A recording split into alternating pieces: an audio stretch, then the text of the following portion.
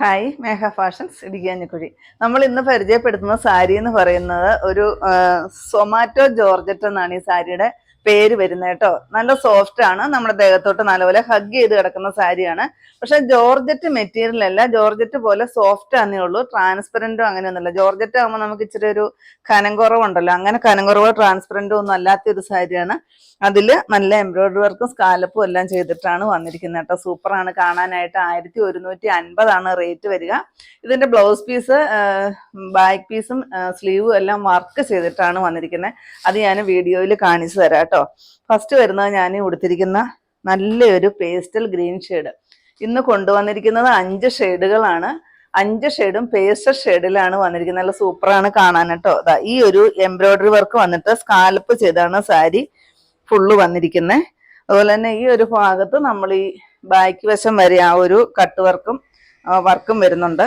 Cut work അല്ല കേട്ടോ, സ്കാലപ്പും വർക്കും വരുന്നുണ്ട്.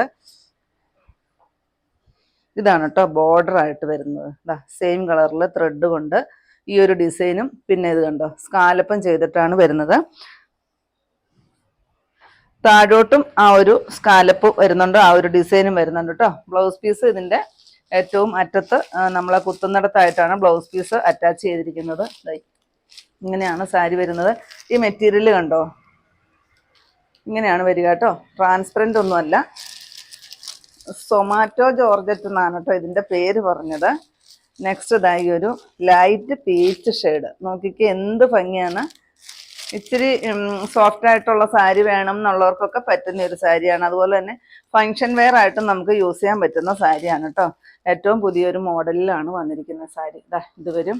അതുപോലെ തന്നെ ഈ ഒരു സ്കാലപ്പ് ചെയ്തിട്ട് വരുമ്പോൾ ഈ തുമ്പ് തുടങ്ങുന്നിടം തൊട്ടിട്ട് ഈ തുമ്പ് ഇങ്ങനെയാണ് കേട്ടോ വരത്തുള്ളൂ.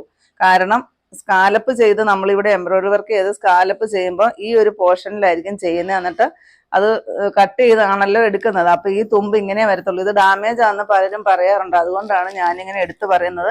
അങ്ങനെ വരത്തുള്ളൂ സ്കാലപ്പ് ചെയ്യുന്ന സാരികൾക്ക് കേട്ടോ. ചിക്കു ഷെയ്ഡായിരുന്നു. നെക്സ്റ്റ് വരുന്നത് നല്ല ഭംഗിയാണ് കേട്ടോ. ഈ ഒരു പിങ്ക് ഷെയ്ഡ് വരും. നല്ല രസമാണ് എല്ലാ ഷെയ്ഡും കാണാനായിട്ട്. എല്ലാം നല്ല പേസ്റ്റൽ ഷെയ്ഡുകളിലാണ് വന്നിരിക്കുന്നത്. നെക്സ്റ്റ് ഷെയ്ഡ് ഈ ഒരു ഐസ് ബ്ലൂ പോലത്തെ ഒരു ഷെയ്ഡ്. നല്ല സൂപ്പറാണ് കേട്ടോ. ഇങ്ങനെ വരും. ഇതിൻ്റെ എല്ലാ റേറ്റ് വരുന്നത് 1150.